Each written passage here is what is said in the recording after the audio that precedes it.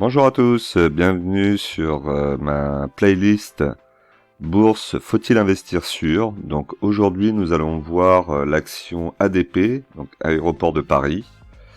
Alors actuellement l'action est à 98,05 € plus 1,65%. Donc actuellement à l'heure où je fais la vidéo, les marchés sont ouverts, donc l'action va peut-être évoluer pendant la vidéo.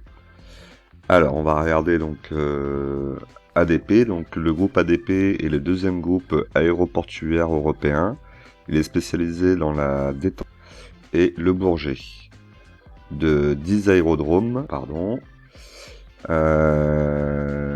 et d'un héliport, le chiffre d'affaires est réparti avec des prestations de services aéroportuaires à 36,3%. De l'exploitation d'espaces commerciaux et de services à 27,2%, ce qui englobe les magasins, les restaurants, tout ce qui est à l'intérieur de l'aéroport. La gestion immobilière à 11,8%, ce qui concerne de la location de terrains et actifs immobiliers d'entreprise. Et autres 24,7%, notamment la gestion des aéroports à l'international. Donc c'est quand même assez varié, il n'y a pas d'auteur où ils peuvent faire de l'argent et la répartition est plutôt pas mal. Le nombre d'employés est de 24 447 personnes, c'est assez important comme entreprise. On va aller voir les actionnaires. Donc dans les actionnaires, on peut voir que Vinci est investi sur l'action à hauteur de 8%. Le capital, ce qui est plutôt pas mal. Alors moi je suis investi sur Vinci, alors en étant sur Vinci je vais être investi aussi sur ADP du coup. On peut voir aussi que on a un employé, donc à hauteur de 1%. Donc toujours pareil, hein, je vous le dis, moi j'aime bien les entreprises qui redonnent aux employés, ça motive toujours au travail. On a BlackRock évidemment. Et voilà à peu près tout. Ensuite, on a le gouvernement français. Alors je pense que ça c'est en anglais. Alors je suis pas très doué en anglais, mais bon, il me semble que ça c'est pour dire le gouvernement français. On a le gouvernement français à hauteur de 50% dans l'action. C'est assez important si c'est bien ça. On a le gouvernement néerlandais aussi, à hauteur de 8%. D'accord, donc ça c'est à prendre en compte. Ok pour ça, qu'est-ce qu'on peut voir les ventes par région, donc on voit effectivement qu'il y a pas mal de pays.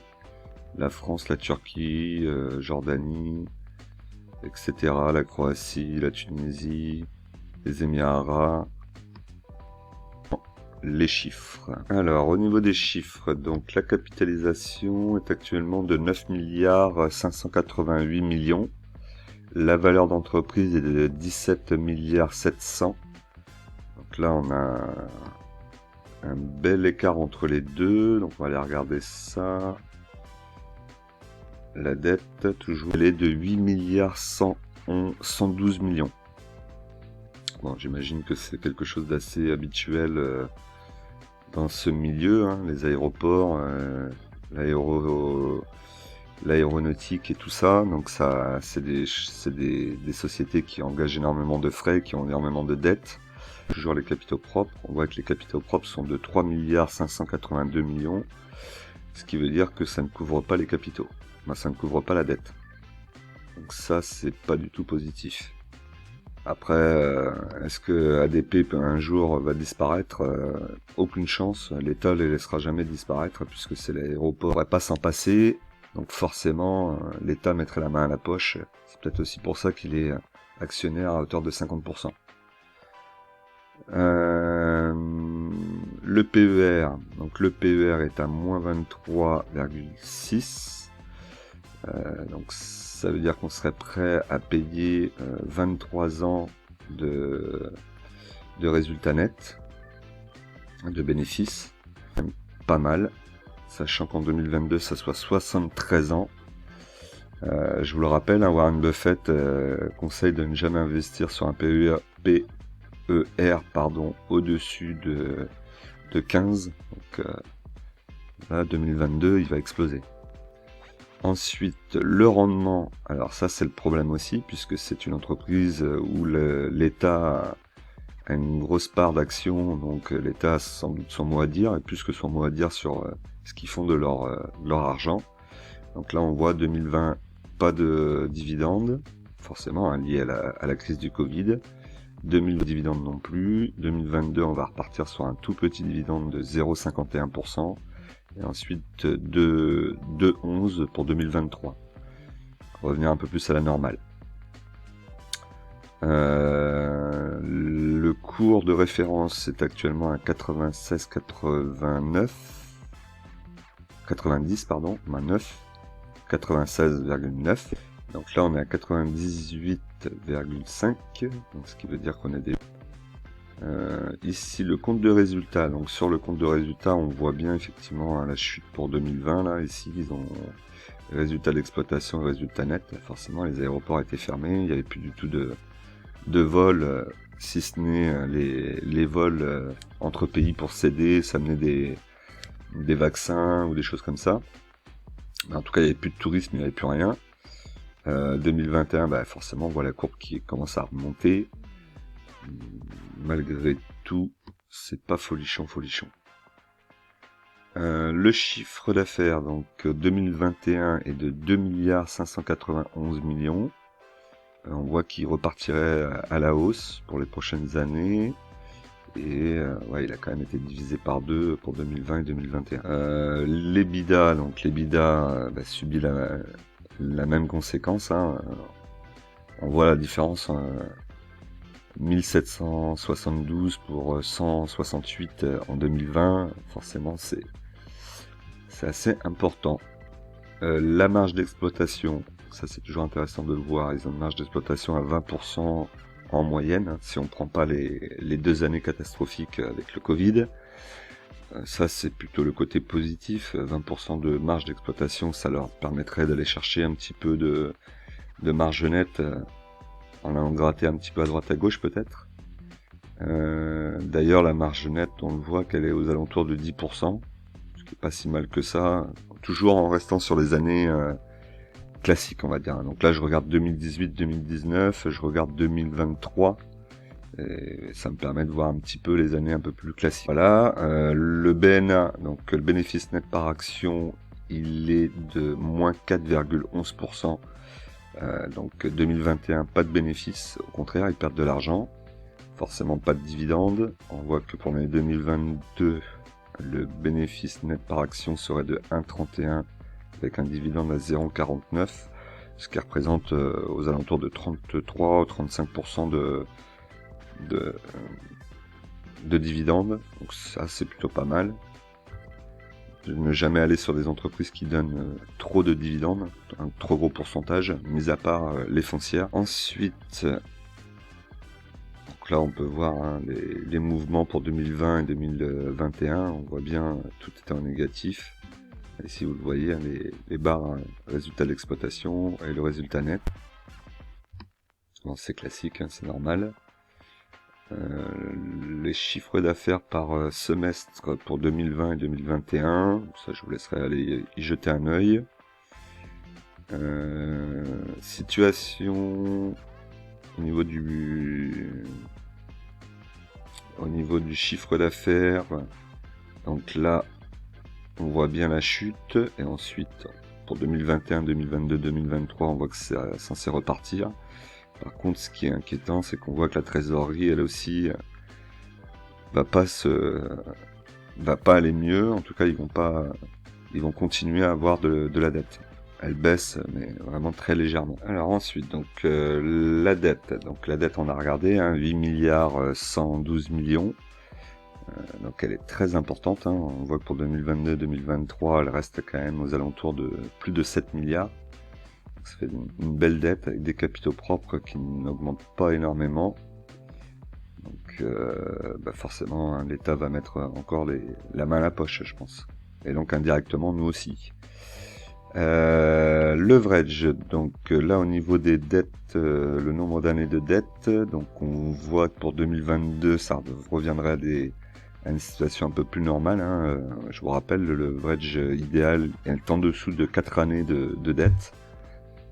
Donc voilà, le cash flow, très important, on voit que pour 2021 il est négatif, à partir de 2022 il recommencera à avoir du cash flow, ça reste très léger quand même. Le ROE, donc le ROE est de moins 11,5%. Sinon, on n'est pas loin pour 2023, on est à 12%. Je vous rappelle qu'à partir de 15-16%, on considère que l'entreprise a un avantage concurrentiel. Bon, forcément, pas beaucoup de concurrence sur Paris au niveau des aéroports, puisqu'ils les ont tous. Ensuite, les capitaux propres, donc ça je vous l'ai dit, capitaux propres qui sont pas terribles.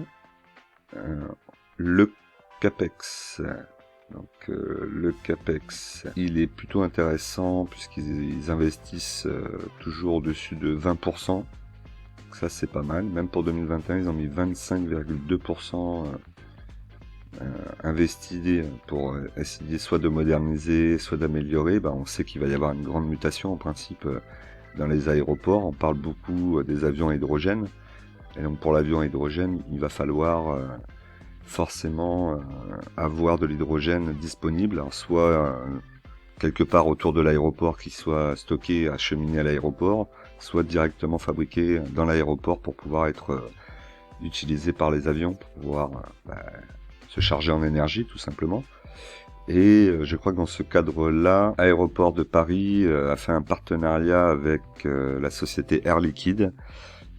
Donc je pense que ça doit être pour ça, à réfléchir comment est-ce qu'ils vont pouvoir transformer l'aéroport et pouvoir y recevoir des avions à hydrogène.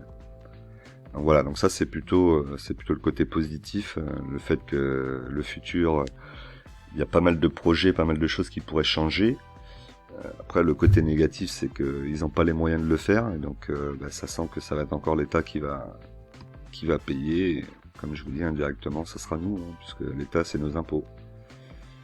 Voilà, donc on va attendre quelques secondes que tout réapparaisse. Allez, on continue. Donc c'est ça qui est un petit peu dommage avec Zone Bourse, mais bon je comprends, hein.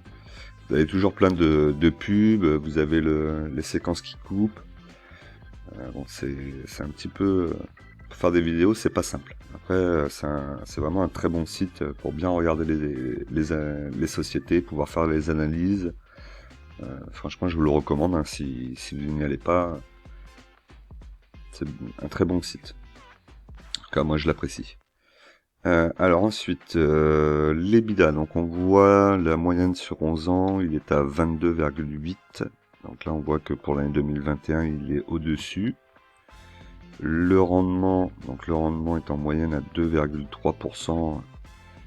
Là, on n'y sera pas. Le PER en moyenne depuis 11 ans est à 28,4. Donc là, vous voyez que pour 2022, on est bien au-dessus. Les dividendes, donc les dividendes versés, on voit bien que ils se tiennent pas du tout. Alors là, quand on est ici au niveau des 50% pour 2023, c'est plutôt pas mal. Moi, c'est ce que j'aime. 50%, c'est pas mal. Après, au-dessus, ça devient toujours un petit peu risqué et l'entreprise a plus de chances de vous couper le dividende. Le flottant est à 26,4, pardon. Et bon, ok pour ça. On va aller voir le graphique et voir si on peut trouver des points d'entrée intéressants. Mais avant tout ça, je vous rappelle toujours, hein, pensez à vous abonner, à cliquer sur la cloche pour recevoir les dernières vidéos, à liker, c'est important pour que l'algorithme...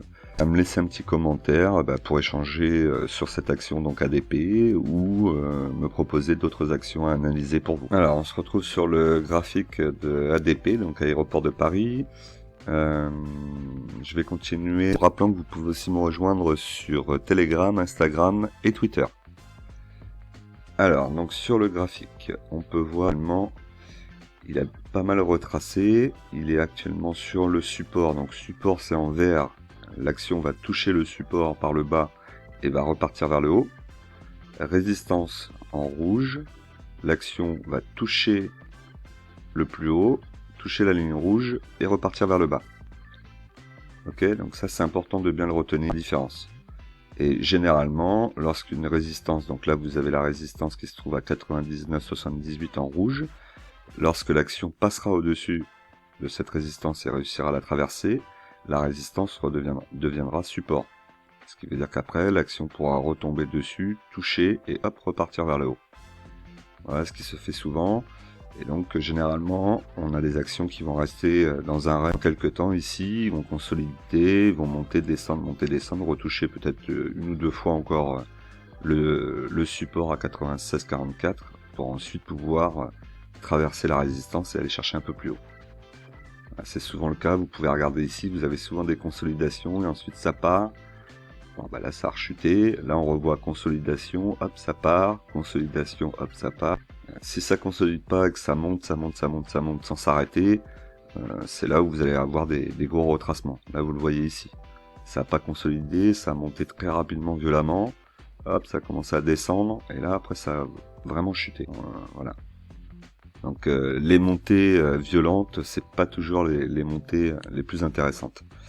En tout cas, là on peut voir que l'action est sur sa moyenne mobile à 20 jours. C'est celle qui est en bleu. Là, vous voyez, elle vient de toucher à chaque fois. Là, on voit qu'elle va toucher aussi. On est plutôt pas mal dans le sens où le prix est assez bas. On peut aller chercher là aux alentours de 96,44 pour un potentiel retour aux alentours de 126,6, ce qui pourrait être intéressant. Ce qu'on peut faire aussi, c'est regarder le graphique. En sachant qu'on fait du long terme, en principe, on devrait plutôt aller regarder au mois. Malgré tout, moi, je fonctionne avec la journée. Donc voilà, donc là, on arrive donc sur le graphique au mois. Donc là, on va avoir plusieurs années. Donc là, ça nous permet de faire du long terme. Et de pouvoir regarder ici s'il y a des choses qui restent ouvertes, des gaps sur long terme, qu'est-ce qu'on peut aller chercher. Et où est-ce qu'elle en est aussi par rapport à son plus haut historique, c'est toujours intéressant de regarder ça. Là on voit ADP, au plus haut historique, on n'était pas loin des... Si on prend la mèche, on était au-delà des 200 €, ce qui laisse quand même un potentiel assez important quand on achète en dessous des 100 €, même si... Ouais, on voit quand même qu'il y a une belle progression pendant quelques années. Et toujours elle est toujours en mouvement haussier, on voit que là ça continue, c'est minimum ici. Donc pourquoi pas, elle pourrait revenir aux alentours de 200 € et continuer à monter. Comme je vous ai dit, avec cet objectif de transformer l'aéroport et de le mettre avec l'hydrogène, ça pourrait être l'État qui va encore tout gérer, ou est-ce qu'ils vont réussir à gérer eux-mêmes. Donc voilà pour l'action Aéroport de Paris. N'oubliez pas que les impatients payent pour les patients. Je vous dis à très vite pour une prochaine vidéo.